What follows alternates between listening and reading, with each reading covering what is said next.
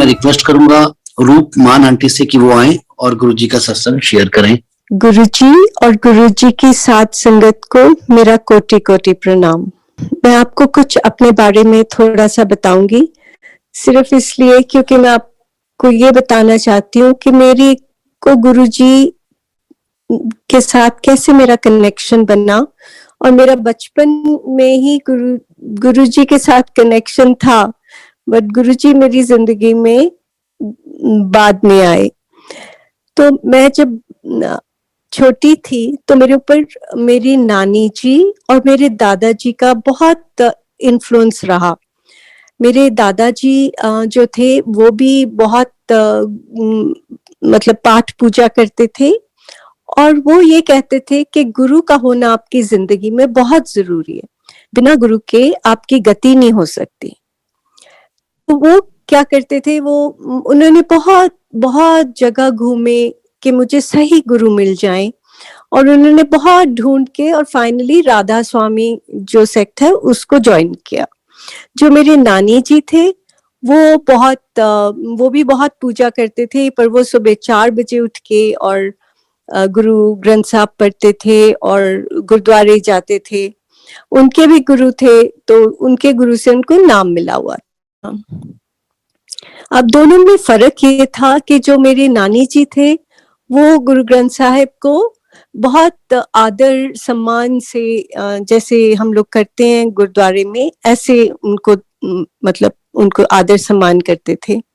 जबकि जो मेरे दादाजी थे वो ये सोचते थे कि गुरु ग्रंथ साहिब जी एक किताब है जिसमें सारे गुरुओं की बानी है, उनकी सच्चाई लिखी हुई है, और जब हम उसको पढ़ते हैं तो हमें उस सच्चाई को अपने अंदर उतारना है। तो ये दोनों में ये फर्क था। तो क्योंकि मेरे ऊपर इन दोनों का बहुत असर था, तो मैं जब भी अपने दादाजी को मिलती थी तो मैं उनको कहती थी कि मुझे भी गुरु धारण करना है, आप मुझे भी गुरु धारण करवाओ। तो वो हमेशा कहते थे कि अच्छा ठीक है मैं करवाऊंगा। जब मैं बड़ी हुई तो एक दिन वो तैयार हो गए कि चलो ठीक है, मतलब मैं तुमको गुरु से नाम दिलवाता हूँ। तो मेरी दादी जी ने उनको रोक दिया। उन्होंने बोला कि इसकी शादी अगर ऐसे घर में हो गई जहां वो इन चीजों को नहीं मानेंगे तो इसके लिए मुश्किल आ जाएगी। पर मुझे बड़ा बुरा लगा कि मेरे दादी जी ने मेरा काम बनते बनते बिगाड़ दिया। फिर मेरी शादी हुई तो ऐसे घर में शादी हुई जहाँ पे गुरु ग्रंथ साहिब जी को बहुत माना जाता था, पर उनको मतलब ये सोचा जाता था कि गुरु ग्रंथ साहिब के ऊपर कोई गुरु नहीं है, वही हमारे गुरु है, कोई भी आपको गुरु धारण करने की जरूरत नहीं है। तो ये एक और मेरे को एक चीज देखने को मिली, मतलब कि स्पिरिचुअलिटी का एक और एंगल देखने को मिला। ऐसे करते करते अब जब शादी होती है हम इतने अपनी जिंदगी में रूझ जाते हैं कि हमें सब कुछ भूल जाता है।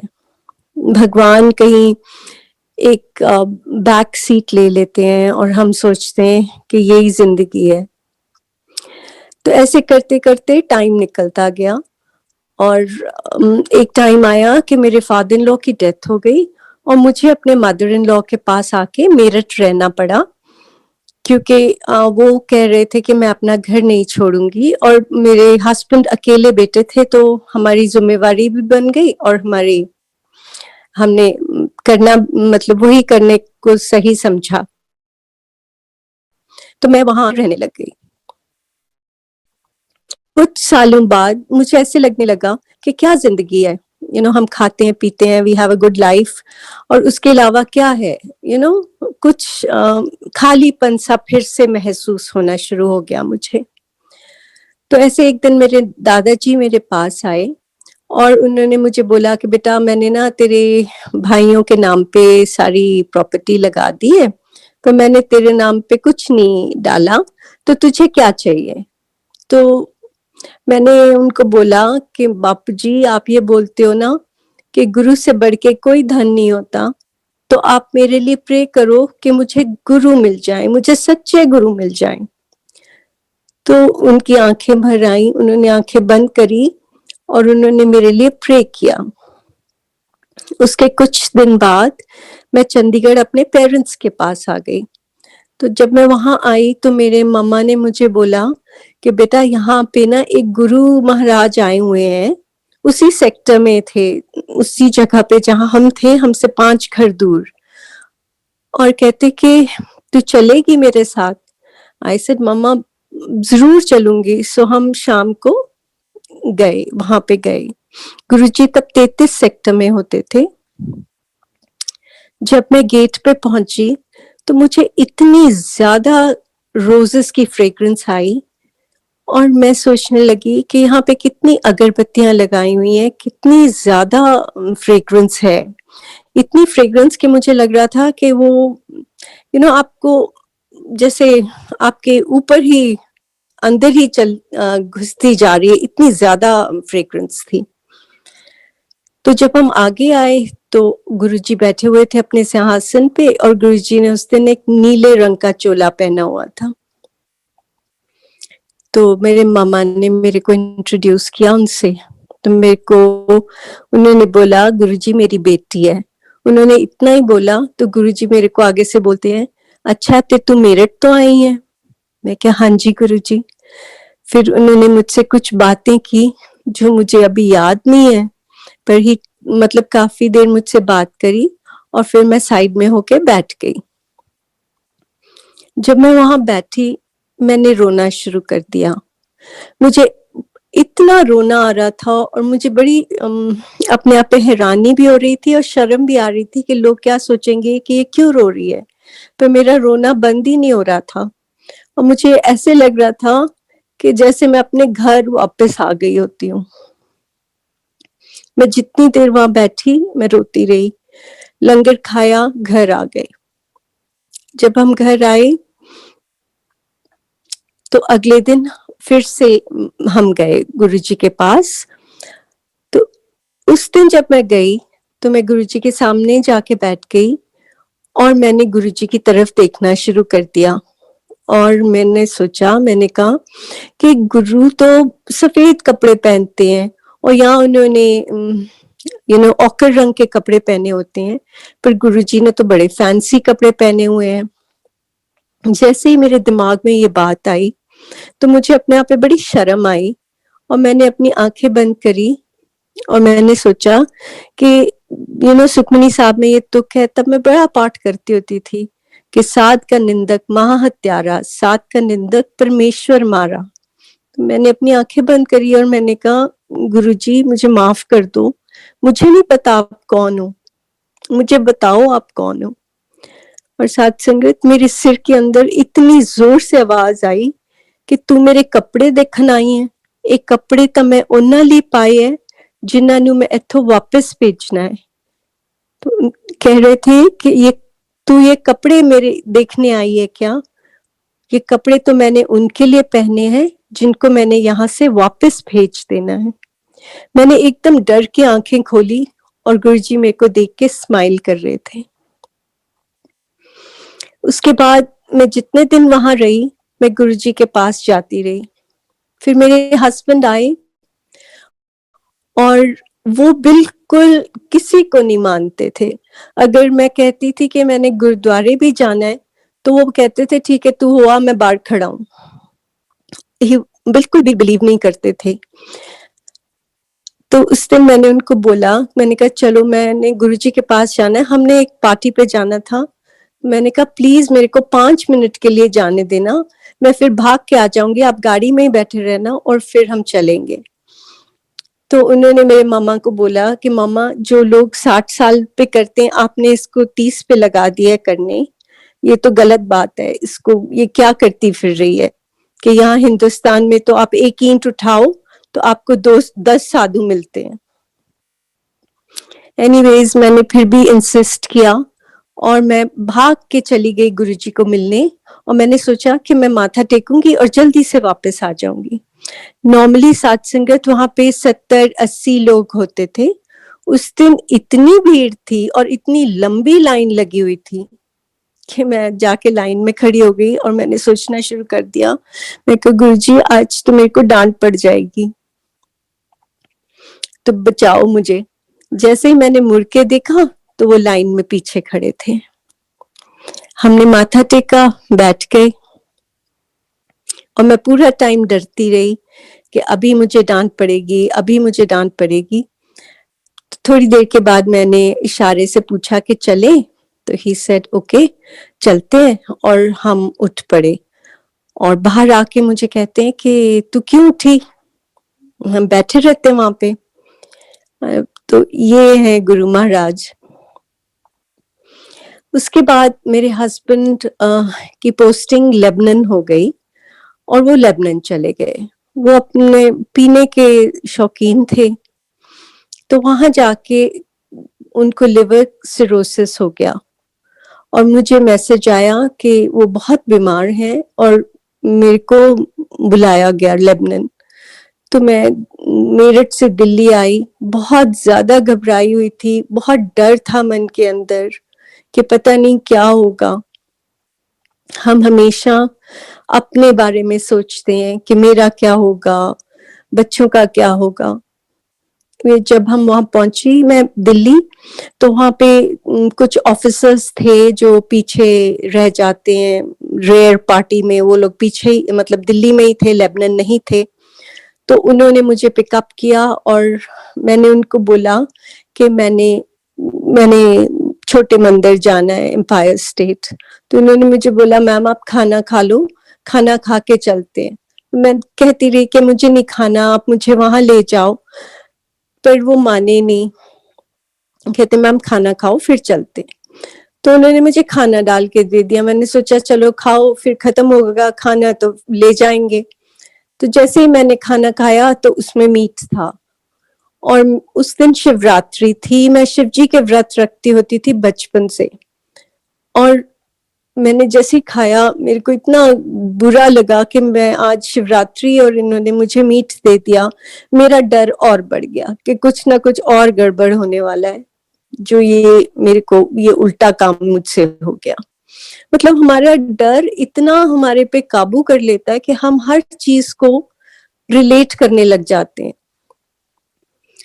उसके बाद हम चले गए, और साथ संगत जी उस दिन जिस जगह मैं पता नहीं कितनी बार एम्पायर स्टेट मेरठ से गई थी, मुझे उस दिन एम्पायर स्टेट का छोटा मंदिर मिले ही ना। हम घूमते रहे और तब तक 12 बज गए रात के। जैसे हम पहुंचे तो वहां पे सुदामा थे जो गुरुजी को देखते होते थे, मतलब गुरुजी की सेवा करते थे। वो बाहर निकले, गुरुजी अपने कमरे में जा चुके थे। सुदामा जैसे ही बाहर आए तो मैंने उनको बोला सुदामा मुझे प्लीज गुरुजी से मिला दो। वो कहते बहन जी गुरुजी तो अपने कमरे में चले गए हैं। मैंने बड़ा इंसिस्ट किया, मैं कहा सुदामा मेरा मिलना बहुत जरूरी है, गुरुजी को मुझे मिला दो। उन्होंने मुझे बोला कि आप यहीं से माथा टेको बहन जी, और गुरुजी तो हर जगह है, गुरुजी तो सबकी सुनते हैं। तो साथ संगत मैं ये बताना चाहती हूँ कि देखो मेरा क्या एक्सपीरियंस था और सुदामा का क्या एक्सपीरियंस था। सुदामा के लिए गुरुजी हर जगह थे, पर मेरे लिए गुरुजी सिर्फ उस बॉडी में थे, उस जिस्म में थे कि मैं उनको नहीं मिलूंगी तो पता नहीं मेरे पे कृपा नहीं होगी। और मैं आपको एक चीज और बताना चाहती हूँ, मैं जब भी गुरुजी को मिलती थी ना, तो गुरुजी मुझे अपनी फोटो देते थे कि ये ले मेरा स्वरूप। और मैं जाके इतना डरती थी कि मेरे को कोई, मेरे इन लॉज, मेरे मदर इन लॉ मुझे कुछ बोलेंगे कि क्या तू लगा के घूम रही है, कौन है ये। तो मैं वो जाके और एक फाइल में सारी फोटोएं रखती जाती थी। मुझ में इतनी हिम्मत नहीं थी कि मैं वो फोटो लगाऊं, और मैं अपने गुरु की इतनी बेअदबी करती थी कि मुझ में हिम्मत ही नहीं थी कि मैं बोलूं कि नहीं मैं तो लगाऊंगी ये फोटो, क्योंकि ये मेरे गुरु की का स्वरूप है। एनीवे मैं वहां से लेबनान पहुंची तो मेरे को डॉक्टर्स ने बोला कि ही मतलब वो जिंदा नहीं रहेंगे 3 महीने से ज्यादा, और वो भी अगर लिवर ट्रांसप्लांट होगा तब वो जी पाएंगे। ये 2000 की बात है। तो उस टाइम पे लिवर ट्रांसप्लांट कोई आसान चीज नहीं था। इंडिया में तो होता ही नहीं था और अब्रॉड होता था, और बाहर जब होता था तो उसकी भी 2-2 3-3 साल की वेटिंग थी कि आपको एनरोल करना पड़ता था, और फिर 2 साल या 3 साल रुकने के बाद आपको लिवर मतलब मिलता था एज एन ऑर्गन, कोई डोनेट करता था। तो ये तो हमारे लिए कि इम्पॉसिबिलिटी सी हो गई कि अब तो कुछ नहीं हो सकता। वहां से मैं इजराइल गई क्योंकि वहां पे बहुत अच्छे डॉक्टर थे। वहां उनको मिल के आई, उन्होंने बोला ठीक है आप लेके आओ, मैं देखूंगा।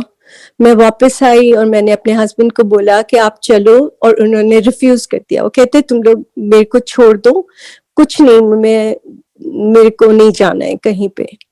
उसके बाद हम वहां से इंग्लैंड आ गए क्योंकि इंग्लैंड एक और डॉक्टर थे, तो वहां पे पहुंचे। और इंग्लैंड में मेरे सिस्टर थे, उन्होंने बहुत बोला कि आप चलो उस डॉक्टर के पास। हम ले तो गए डॉक्टर के पास, और हमने जाके एडमिशन फीस वगैरह सब दे दिया, बट इन्होंने एडमिशन फीस देने के बाद रिफ्यूज कर दिया। कहते मैं नहीं जाता, मेरे को नहीं जाना कहीं, जो भी होगा देखा जाएगा, आई एम नॉट गोइंग। तो मैं ये बता रही हूँ कि मैं कितना ज्यादा उस टाइम पे तिल मिला रही थी, और मेरे अंदर इतना डर था कि मुझे लगता था कि आज ही कुछ ना कुछ हो जाएगा। उसके बाद हम इंडिया आ गए।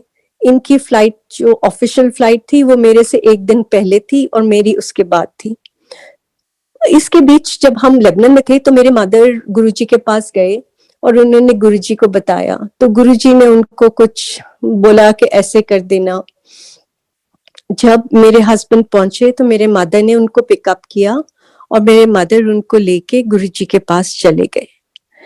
पहले तो वो गुरुजी के पास जा ही नहीं रहे थे। जब गए तो मेरे मदर ने मुझे बताया कि वो पीछे बैठ गए जाके और बहुत उल्टा सीधा बोलना शुरू कर दिया। उन्होंने बोला कि ये कहाँ पे मम्मा मेरे को ले आए हो, मैं थका हुआ हूँ, आई एम सो टायर्ड, और आप मुझे इतना तंग कर रहे हो, और ये क्या कर देगा, है ना।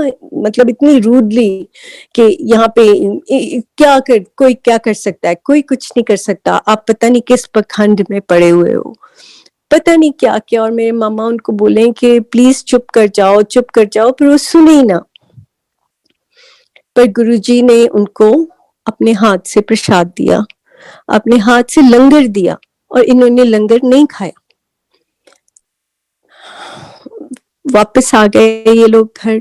अगले दिन मैं गई गुरुजी के पास, और मैं गुरुजी के पास बैठ के और रोने लग गई, और मेरे में इतनी हिम्मत नहीं थी कि मैं गुरुजी को कुछ बोलूं। तो मेरे मामा ने मुझे बोला तू बोल, तू क्यों नहीं बोल दी। फिर मैं गुरुजी के पास गई और मैंने कहा गुरुजी ब्लेस कर दो, लाल जी ने ब्लेस कर दो। मेरे और मुंह से कुछ निकले ही ना।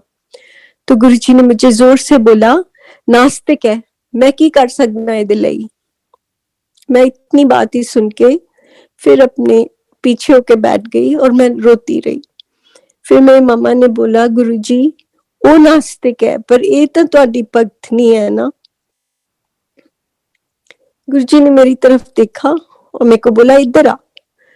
मैं जैसे ही गुरुजी के पास गई, गुरुजी ने मेरे को कुछ बोला करने के लिए, जो मैंने किया। पर मैं आपको एक चीज बोलना चाहती हूँ कि ना गुरुजी जरूर छोटी मोटी कुछ बोल देते थे कि ऐ कर दे ओ कर दे, पर उसका कोई मतलब नहीं होता था। वो तो सिर्फ हम जो दुनियावी लोग थे, हम समझ ही नहीं पाते थे उनकी कृपा को या उनके कितनी मेहर थी, कि हमको लगता था कि ये करवा दिया, ये ना जैसे वो पंडित कहते हैं ऐसे कर दे वैसे कर दे। तो गुरुजी हमको उस तरफ लगा देते थे कि हम पहचान न सके कि गुरुजी भगवान है या गुरुजी परमात्मा है। एनीवेज उसके बाद मैं गुरुजी के पास जाती रही। सबसे पहले मेरा डर जाना शुरू हो गया, मैं अंदर से शांत होनी शुरू हो गई। मुझे ऐसे लगने लगा कि कुछ नहीं होगा, गुरुजी है, अपने आप सब कुछ ठीक हो जाएगा। एक दिन ऐसे ही, तब हम दिल्ली में ही थे, तो मैं हर रोज गुरुजी के पास जाती थी। एक दिन ऐसे ही मैं गुरुजी के पास से वापस गई। तब ये हम लोग टेंट्स में थे, वहां पे टेंट्स थे जिनमें हम रह रहे थे दिल्ली में। तो जैसे ही हम गए तो रात को मैं सो गई जाके। तो सोते सोते ना मुझे एकदम से ऐसे लगा जैसे टेंट के अंदर कोई घुसा है, और मैं डर के मारे उठ के और बैठ गई, और मैंने एकदम से आंखें बंद की हुई थी, मैंने पाठ करना शुरू कर दिया। जैसे मैंने, मतलब मेरे अंदर जहां पे अपनी ये तीसरी आंख होती है, यहाँ पे अंदर ऐसे खुला जैसे एक गोल सा चक्कर खुल गया, और जैसे कि कैमरा के अंदर एक वो अपर्चर सा होता है वैसे खुला, और वहां पे गुरुजी लाल चोले में बैठे हुए थे, और मेरे को कहते उठ जा, हुन सुत्ती पई है, मैं ठीक करन आया। और फिर मुझे ऐसी स्मेल्स आनी शुरू हो गई जैसे कि हॉस्पिटल में आती हैं। थोड़ी देर ऐसे ही होता रहा, और मैं उतनी देर पाठ करती रही, मैं डरी हुई थी। और थोड़ी देर बाद वो अपर्चर सा बंद हो गया, और गुरुजी के वहां से मतलब चले चले गए मेरे माथे के अंदर से। और ऐसे लगा जैसे कोई फ्लैप को उठाता है, जैसे हवा सी बाहर निकलती है, ऐसे टेंट में से हवा सी बाहर निकल गई। अगले दिन जब मैं गुरुजी के पास गई तो गुरुजी मेरे को कहते हैं, फिर करता ना कल्याण? और मैंने बोला हाँ जी गुरुजी। और फिर मैंने गुरुजी के हाथों की तरफ देखा, और गुरुजी के जो नेल्स थे, जो उनके नाखून थे, वो नीले हुए हुए थे। उस दिन मुझे समझ आया कि मेरे गुरु ने मेरी इच्छा पूरी करने के लिए अपने ऊपर कितना कुछ अपने ऊपर ले लिया। उस दिन मैंने मन में सोचा कि मैंने बहुत गलत किया है, और मैं आगे से गुरुजी से कुछ नहीं मांगूंगी कि गुरुजी मुझे माफ कर दो कि मैंने अपनी सेल्फिशनेस के कारण मैंने आपको इतना दुख दिया।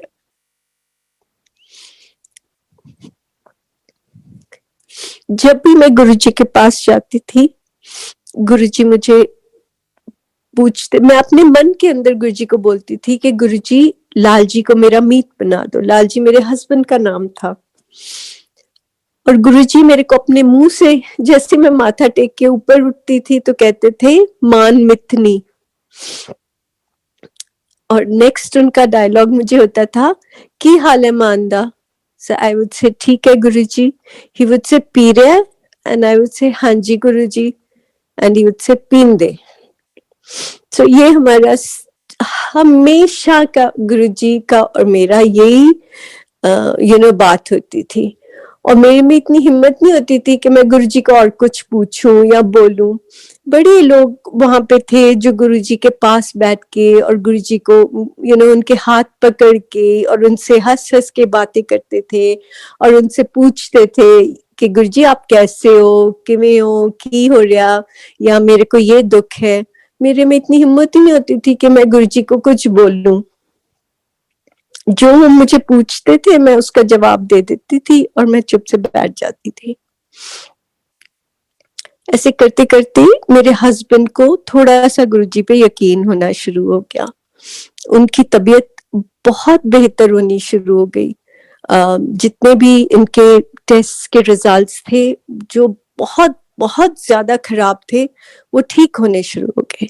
प्रसाद संगत उन्होंने एक दिन शराब नहीं छोड़ी, और डॉक्टर्स का कहा तो आप क्या मैं बताऊं कि जिन्होंने बोला था 3 महीने नहीं, वो उन्होंने 16-17 साल तक उनको कुछ नहीं हुआ।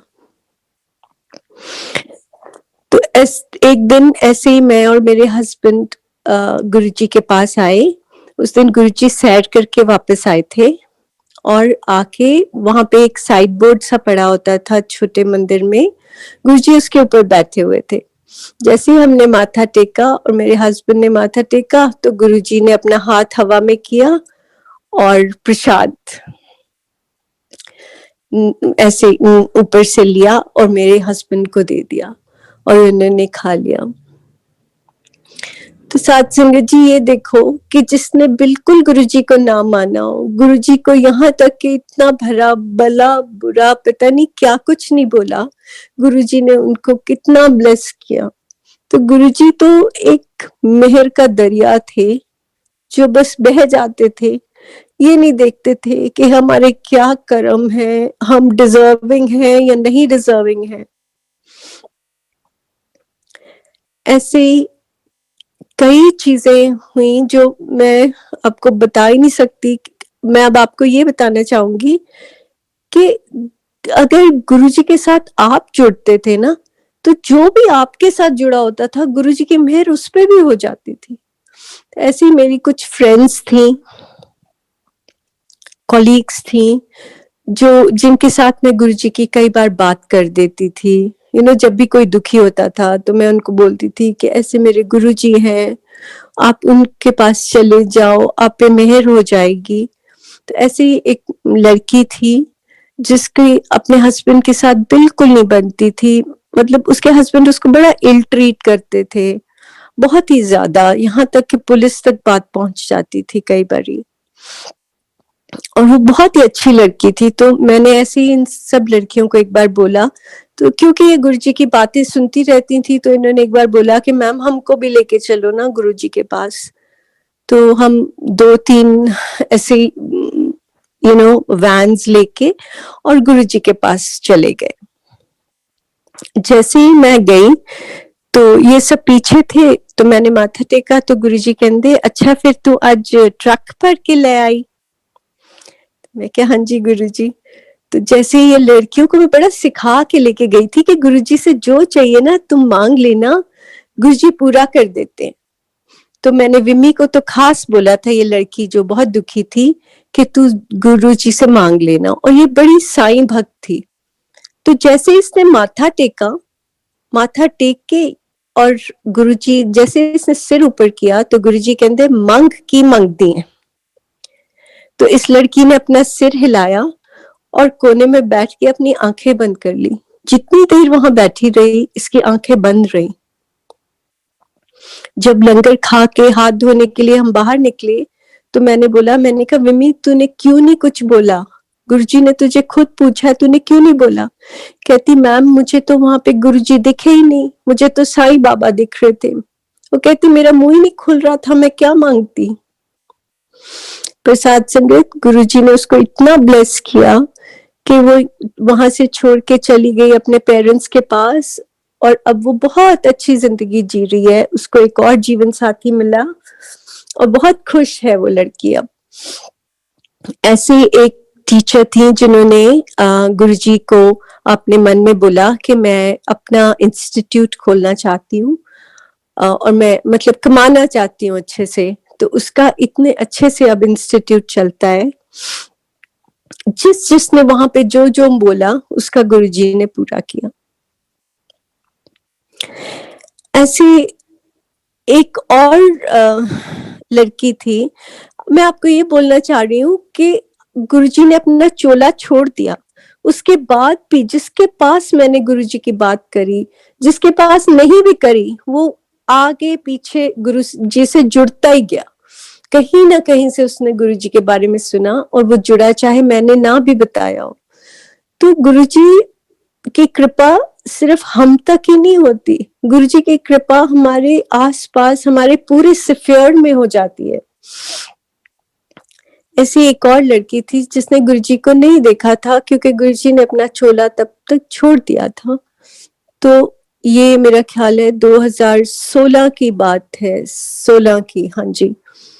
तो मेरे घर में सत्संग था और ये लड़की का मुझे पता लगा कि ये बहुत बहुत अपसेट है क्योंकि इसका बेटा था 6 साल का, उसके हाथ में होल था और डॉक्टर्स कह रहे थे कि ठीक नहीं हो सकता। तो बड़ी डिस्टर्ब थी। तो जब आरती होनी शुरू हुई तो मैंने इसको बोला, मैंने कहा तू कर आरती गुरुजी की सबसे पहले, गुरुजी तेरे को ब्लेस करेंगे, तू दुखी मत हो, तेरा सब कुछ ठीक हो जाएगा।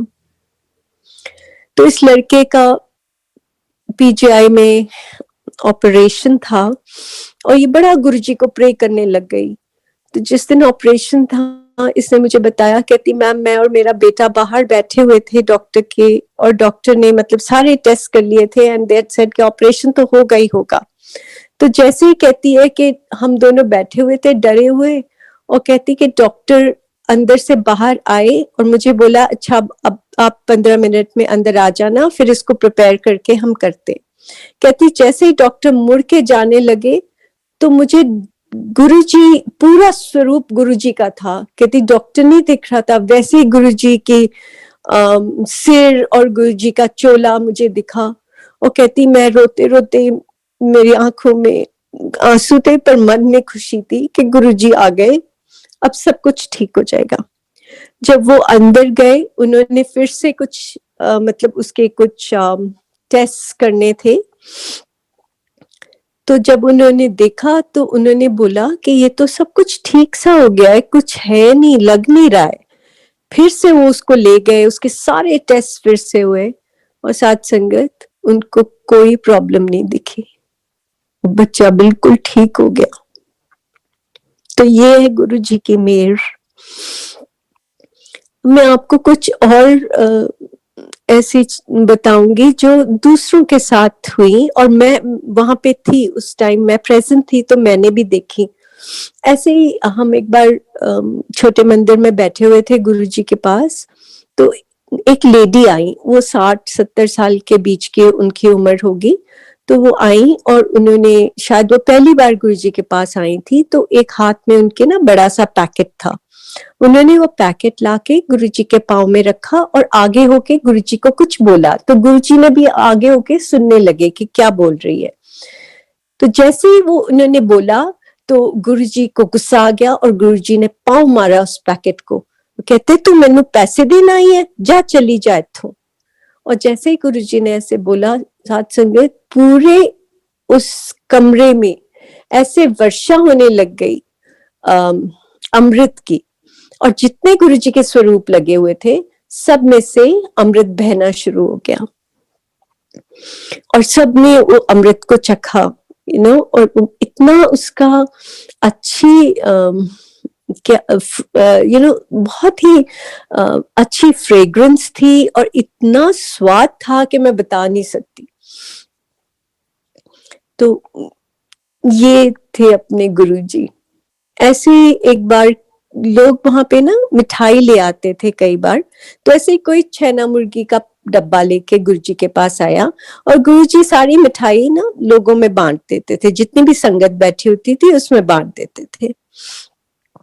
तो वो जब मिठाई का डब्बा लेके आए तो एक ही छैना मुर्गी का डब्बा था और वो डब्बा गुरुजी के हाथ में था। गुरुजी के छोटे छोटे सुंदर सुंदर हाथ, और जैसे ही गुरुजी देते थे भर भर के देते थे। तो आपके दो बड़े हाथों में, मतलब हमारे हाथों में भी वो एक हाथ का दिया और प्रसाद पूरा नहीं आता था, गिरता होता था। इतना मुश्किल से हम संभालते थे और मुंह हाथों की को करके और उसको खाते थे ताकि कम हो जाए और गिरे ना। तो ऐसे गुरुजी ने प्रसाद देना शुरू कर दिया। तो उस दिन अबाउट 80 लोग होंगे और मैं सोचूं, मैंने कहा ये तो प्रसाद नहीं पूरा आता, ये तो मेरी तो बारी नहीं आती लगती, क्योंकि ये खत्म हो जाना है। गुरुजी थोड़ी सी देर हो, वो डब्बे का ढक्कन लगाएं, उसको हिलाएं और फिर देना शुरू कर दे उस डब्बे से। तो ऐसे ही वहां पे एक आंटी खड़ी थी, उन्होंने ऐसे करके ना आगे होके तो देखना शुरू कर दिया डब्बे की तरफ के गुरुजी ये क्या कर रहे हैं। तो गुरुजी ने क्या, परा हो जा, की देखती है तू। और फिर गुरुजी ने वो प्रसाद सबको बांटा। ऐसे साथ संगत जी, एक बारी गुरुजी के मैं सिंहासन के पीछे खड़ी थी। तो जैसे ही मैं वहां खड़ी थी, मेरे को इतनी ज्यादा वाइब्रेशन फील हुई कि मुझे ऐसे लग रहा था जैसे धरती हिल रही है, और धरती नहीं हिल रही है, मेरी पूरी बॉडी उस वाइब्रेशन के साथ वाइब्रेट कर रही है। और मैंने सोचा, मैंने कहा क्या हो रहा है मेरे साथ आज, तो गुरुजी ने मेरी तरफ देखा और मैंने कहते अगे आ जा, उत्थे ना खड़ी हो। मतलब गुरुजी की जो एनर्जी थी वो इतनी स्ट्रॉन्ग थी कि मैं उसको अपने अंदर समाने की मुझ में शक्ति नहीं थी, और गुरुजी ने मुझे बोला तू आगे आ जा।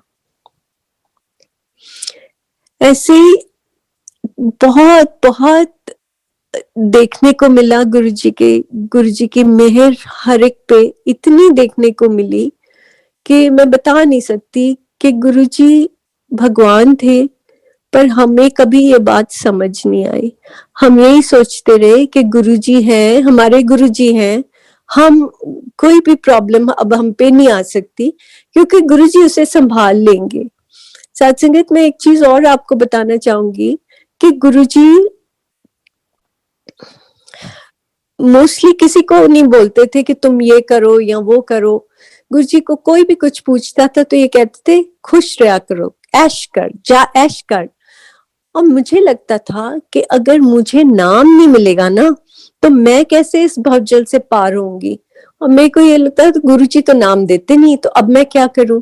तो मेरे को जहां पता लगता था ना कि कोई पहुंचे हुए संत है तो मैं वहां पहुंच जाती थी नाम लेने।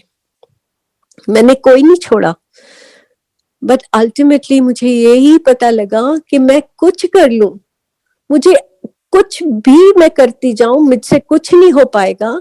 ये मेरे गुरु की मेहर ही है जो मुझे बदल देगी या मेरे को। और ये बदलाव हमें आया, मतलब हम गुरुजी के सामने जाके बैठते थे और हमारे अंदर आस्ते आस्ते हमारे अंदर बदलाव आने शुरू हो गए। ना वैर, ना विरोध, ना कोई हमारे साथ बुरा भी कर दे तो हमारे मन के अंदर उसके लिए बुरा नहीं आता था। मतलब ये सारी चेंजेस, डर, सब कुछ आस्ते आस्ते अंदर से जाना शुरू हो गया। तो एक मैंने बचपन में स्टोरी सुनी थी कि जो राजा दशरथ थे उन्होंने बोला था मैं उसको गुरु धारण करूंगा जो मैं घोड़े की एक रकाब में पांव रखा हो मेरा, और मैं दूसरी रकाब में पांव रखूं उससे पहले मुझे भगवान के दर्शन हो जाए। तो वो थे हमारे गुरु। मतलब ये शक्ति थी उनकी कि आपके कर्म कोई मायने नहीं रखते थे, कितने अच्छे या कितने बुरे कर्म हमने किए हो, अगर हमारे गुरु के हमारे पे मेहर है ना तो वो कर्म का कोई मायने नहीं। ऐसे ही सत्संग में बताती हूँ कि हमारे अंदर कितनी ईगो होती है, अहम हमारे अंदर कितना ज्यादा होता है। जब हम गुरुजी के पास जाते थे पहले पहले तो गुरुजी देखते थे कि गुरुजी की संगत कई बारी उनके पांव दबा रही होती थी, तो मुझे लगता था गुरुजी कहीं मुझे ना बोल दें पांव दबाने को, नहीं तो जितनी मुझे जानती संगत है पंजाब से वो क्या कहेगी, है ना। तो मतलब क्या है हम, आप देखो हम क्या चीज है। और मुझे एक टाइम आया कि मैं खुद मन के अंदर बोलती थी कि गुरुजी प्लीज मैनू भी सेवा दे दियो, मैं थोड़े चरण दबाने हैं, मैं मैनू प्लीज ये सेवा दे दो। ऐसे ही गुरुजी कई बारी मैं देखती थी कि गुरुजी के सामने आके कई संगत दंडवत प्रणाम करती थी और मुझे लगता था कि क्यों करते हैं, है ना। इनके अंदर गुरुजी के लिए प्यार है, रिस्पेक्ट है, तो वो ऐसे दिखाने की जरूरत थोड़ी ना है दुनिया को। पर मैं एक टाइम आया कि मैं गुरुजी के आगे दंडवत प्रणाम करती होती थी क्योंकि मुझे अपने गुरु के लिए इतना मेरे अंदर प्यार जागना शुरू हो गया कि मेरे अंदर से वो मेरा अहम खत्म होना शुरू हो गया। ऐसे गुरुजी जब बोलते थे खड़े हो जा, शॉर्ट सुनाई, पहले मेरे को डर लगता था कि मैं की बोलूंगी, मैनू गुरुजी खड़ा कर देंगे तो मैंने तो बोलना ही नहीं आएगा। पर हम नहीं बोलते, ये गुरुजी बोलते हमारे अंदर से। सत्संगत गुरुजी ने जब अपना चोला छोड़ा, वो वेंसडे को मेरा ख्याल है चोला छोड़ा उन्होंने, उससे जो पहले सैटरडे था मैं गुरुजी के दर्शन करने गई थी। उस दिन जब मैं गुरुजी के पास पहुंची तो पता नहीं क्यों मेरे को उस दिन रोना ही आई जाए, मैं पीछे बैठ के रोती रही। नॉर्मली हमें होता था कि हम भाग के गुरुजी के पास जितना पास हो सकता है जाके बैठे, पर उस दिन मेरे को पता नहीं क्यों मुझे लगा मेरे को कोने में जाके पीछे बैठना है और मैं वहां बैठ के और रोती रही। जब मैंने गुरुजी को माथा टेका तो वही डायलॉग गुरुजी के और मेरे, गुरुजी ने क्या की हाल है मानदा? मैं क्या ठीक है गुरुजी। कहते पी रहा है? मैं क्या हाँ जी गुरुजी। कहते पीन दे। उस दिन मेरे अंदर पता नहीं कहाँ से हिम्मत आई और मैंने कहा ते गुरुजी मैं, तो आगे से मुझे गुरुजी बोलते तू मेरे कोल बैठ जा। मैंने सोचा पता नहीं गुरुजी मैनू की कह रहे हैं, क्यों मेरे को ऐसे बोल रहे हैं। एनीवेज मैंने ध्यान नहीं दिया। और साथ संगत जब भी हम गुरुजी के सामने बैठते थे, मतलब गुरुजी के दरबार में होते थे, और गुरुजी लंगर के बाद सबको बोलते थे चल जा ऐसे हाथ करके, और सबको मतलब इशारा करके बोलते थे जाओ। और सारी संगत गुरुजी से अपनी नजरें बचाती थी कि हम ना गुरुजी की तरफ देखेंगे तो गुरुजी हमें बोल ही नहीं पाएंगे जा, और गुरुजी ऐसे ऐसे करके हमको बुला के और भेज देते थे। और मैं मेरठ से अकेली चली जाती थी गुरुजी के पास शाम को, और रात को मतलब उसी रात वापस आ जाती थी। तो नॉर्मली गुरुजी मुझे 11 बजे भेज देते थे कि देर हो जाए। उस दिन गुरुजी ने मुझे नहीं बोला कि तू जा, और थोड़ी सी संगत रह गई। गुरुजी अपने कमरे में गए और गुरुजी ने जाके अपनी चोला बदला और आके नीचे कार्पेट पे जहां हम बैठे हुए थे मेरे बिल्कुल पास आके बैठ गए। और बिल्कुल उस दिन गुरुजी बड़े उदास से थे, शांत से थे, पर हमें किसी को कुछ समझ नहीं आया। चाहे गुरुजी बोलते थे कि मैं चले जाना है, मैं पंजाब चले जाना है, मैं तो चले जाना है, मैं दिल्ली दी संगत दे कोलों चले जाना है। हमें किसी को समझ नहीं आया। जिस दिन पता लगा कि गुरुजी ने अपना चोला छोड़ दिया है, पहले तो बड़ा ही ज्यादा मन उदास और रोए हम, पर पता नहीं अंदर से फिर कहाँ से एक शांति सी आ गई कि गुरुजी तो कहीं नहीं जा सकते, गुरुजी तो यही है।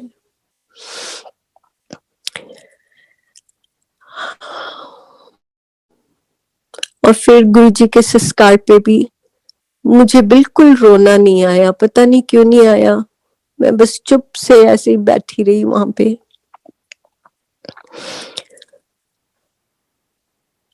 तो मैं ये बताना चाह रही हूँ कि कई बारी बड़ी मन उदास हो जाता था कि गुरुजी तुसी तो हम सानू दिखते नहीं, कभी भी दिल उदास हुंदा है तो किथे जाइए, कौन सी जगह है हमारी, हम कहाँ जाएं। पर somehow मन के अंदर एक भरोसा सा भी था कि गुरुजी तो है। तो ऐसे ही मैं आपको बताना चाहती हूँ कि 2-3 इंसिडेंट्स जो मेरे साथ हुए गुरुजी का चोला छोड़ने के बाद, जो बड़े प्रोफाउंड है। ऐसे एक बार मैं कुछ साल पहले गुरुजी के मंदिर, बड़े मंदिर गई, और इतनी ज्यादा उस दिन भीड़ थी, गुरु पूर्णिमा थी। तो लाइन में कितनी लंबी लाइन में खड़े रहे, और मेरे मन में बार बार आए कि गुरुजी कहते होते थे कि आया करो, नहीं तो एक टाइम आएगा तुम्हें मेरे दर्शन नहीं होंगे। और हम सोचते थे गुरुजी ऐसे क्यों बोलते हैं, कितने लोग हो जाने, है ना, यहाँ आओ तो ज्यादा से ज्यादा 100-150 लोग होते हैं छोटे मंदिर में, बड़े मंदिर में फंक्शन होता है 3000 मैक्सिमम, इतने लोग होते हैं, तो गुरुजी ऐसे क्यों बोलते हैं। तो यही हमारी मूर्खताइयां थी कि हमें यही नहीं पता था कि क्या होने वाला है गुरुजी के बाद, कि गुरुजी के मुंह से निकले हुए तो हर शब्द पूरा होता है। तो मैं लाइन में खड़ी रही, और जब तक मेरा टर्न आई तो मैं अंदर गई, तो उन्होंने मेरे को माथा भी नहीं टेकने दिया। ऑब्वियसली इतनी संगत होती है तो सेवादार भी क्या करें, तो हाथ से करें, जल्दी करो निकलो। तो जैसे ही मैं वहां से निकली, मैंने गुरुजी की देखा, गुरुजी के स्वरूप की तरफ, और मैंने बोला, मैं क्या गुरुजी हुन मैं तुहाडे कोल नहीं आ सकदी, मैं तो इत्थे कोई खड़ा भी नहीं होन दिंदा तुहाडे कोल, मैं इत्थे की आना है, हुन तुसी मेरे कोल आया करो, मैं नहीं आना। और जैसे ही मैं बाहर निकली तो एक सेवादार पता नहीं कहाँ से आए और मुझे बोलते हैं, आंटी आपने अंदर बैठना है, आ जाओ मैं आपको बिठाऊं। और जो वहां पे वो रस्सी सी लगी होती है उन्होंने हटाया और मेरे को बिल्कुल गुरुजी के वो जगह के सामने बिठा दिया। और मैं वहां बैठ के और मैं सोचती रही कि गुरु महाराज तुसी तो मेरी छोटी तो छोटी अरदास भी सुन लेंदे हो, ਤੇ ਮੈਂ ਕਿਸ ਤਰ੍ਹਾਂ ਸੋਚ ਸਕਦੀ है कि मैं अकेली है या मैनू अगर मेरे मन के अंदर कभी ये सवाल आता भी है तो वो कितना गलत सवाल है। ऐसे ही जी एक बार मैंने एक हॉलिडे पे जाना था और मैंने गाड़ी भी खरीदनी थी। तो मैंने क्या किया कि एक एजेंसी है दिल्ली में, उनको पैसे भेज दिए। उनका मुझे मतलब उन्होंने मुझे कांटेक्ट किया और मैंने उनको पैसे भेज दिए। और मैंने सोचा जब तक मैं हॉलिडे से वापस आऊंगी तो मेरी गाड़ी आई होगी तो मुझे मुश्किल नहीं होगी। तो इनको मैंने पैसे भेज दिए इस एजेंसी को। मैं वापस आ गई हॉलिडे से, 2 महीने निकल गए उसके बाद भी, और ये गाड़ी ना दे, टाल मटोल करी जाए। और फिर फाइनली मुझे पता लगा कि ये तो फ्रॉड है, कंपनी फ्रॉड है। तो मैंने बड़ा कोशिश करी इनको, मतलब बड़ी ईमेल्स लिखी, बहुत तरीके से कॉल किया, मेरे कॉल्स उठाने बंद कर दिए। फाइनली मुझे ये पुलिस में रिपोर्ट करनी पड़ी और मैंने जाके पुलिस के जो हाईएस्ट ऑफिशियल्स होते हैं उनको मैं मिली। कोई कांटेक्ट थे उनके थ्रू, बहुत उनके भी क्लोज थे और हमारे भी। तो मैं उनको मिलके आई। उन्होंने बोला कि हम देख लेंगे, यू मतलब कोई फिक्र की बात नहीं है, आपके सारे पैसे वापस आ जाएंगे। पर इन स्पाइट ऑफ दैट आपको पता है कि वो सिस्टम कैसे वर्क करता है कि नीचे के लोग कम ही सुनते हैं अपने सीनियर ऑफिसर्स के भी बातें, तो वो कुछ ना कुछ बहाने बनते जाएं। फाइनली मैंने एफआईआर भी करवा दी और एफआईआर करवाने के बाद मैंने सोचा चलो अब भूल जाओ, ये तो यू नो पैसे गए, बट दैट्स ओके, क्या कर सकते हैं, पैसे ही हैं, कोई नहीं, अब जो भी होगा देखा जाएगा, इट्स ऑल राइट, है ना। तो ये मैंने सोच के उस बात को छोड़ दिया। पर बच्चे मुझे बहुत मजाक उड़ाया करें और हंसा करें कि मामा आप तो बड़ी बिना सोचे काम करते हो, और ऐसे थोड़ी होता आज की दुनिया में, आपको सोच के काम करने चाहिए। और मेरे son in law was in Delhi, तो वो मेरे साथ एफआईआर करवाने भी गए और वो सबसे ज्यादा मुझे ना ऐसे ही बोल दिया करें। तो एक दिन वो आए हुए थे और उन्होंने मुझे बोला, अच्छा फिर मम्मा आपको मिल गए पैसे? बड़ा मतलब जैसे आदमी दूसरे को मजाक करके बोलता है। तो मेरे को उस दिन बड़ा दुख सा हुआ और मेरे कमरे में गुरुजी की फोटो लगी हुई है मेरे बिल्कुल बिस्तर के सामने। तो मैंने ऊपर देख के और मैंने दिल में बोला, मैं क्या गुरुजी होता है बच्चे भी मेरा मजाक उड़ाने लग गए। बस मैंने इतना ही बोला। मैंने ये भी नहीं बोला कि मेरे को पैसे ले दो, या मैंने नहीं बोला था, क्योंकि मुझे लगता था कि मैं अपने गुरु को क्या ये छोटी छोटी बातें क्या बोलूं, है ना, उनको सब कुछ तो पता है, तो जो मेरे लिए सही है वो ही करेंगे। जैसे ही मैंने बोला, ये सैटरडे की बात है, मुझे उसी दिन कॉल आ गया पुलिस स्टेशन से कि आप मंडे को आ जाइए कोर्ट में और आपके पैसे मिल जाएंगे। मैं गई और मेरे को चेक मिल गया। तो ये है हमारे गुरु की मेहर। ऐसे ही साथ संगत मैं आपको बताना चाहती हूँ कि एक लड़की थी जो मेरे पास मेरे साथ काम करती थी, उसकी शादी हो गई और वो लुधियाना चली गई। ये 4-5 साल की पहले की बात है। और वहां जाके उसके जो हस्बैंड थे उन्होंने उसके साथ कुछ अच्छा व्यवहार नहीं किया और वो बहुत मतलब गलत सी चीजें करते थे और वो बहुत ज्यादा दुखी थी। उसका एक बेबी भी हुआ जो कि उसको कुछ न्यूरोलॉजिकल प्रॉब्लम्स थी, वो मतलब बहुत हाइपर एक्टिव है। तो इस लड़की ने उसका बहुत इलाज कराया। फाइनली वो उनको छोड़ के और अपने पेरेंट्स के पास आ गई और उसने मुझे एक दिन मैसेज किया। उससे पहले उसका मुझे कभी मैसेज नहीं आया था। उसने मैसेज किया कि मैम मेरे को जॉब दिलवा दो। उसने मेरे को अपनी पूरी कहानी बताई और मुझे बताया कि मैंने अपना बच्चे के इलाज के लिए गोल्ड भी बेच दिया है, अब मेरे पास कुछ भी नहीं बचा है, तो मुझे जॉब की बहुत जरूरत है।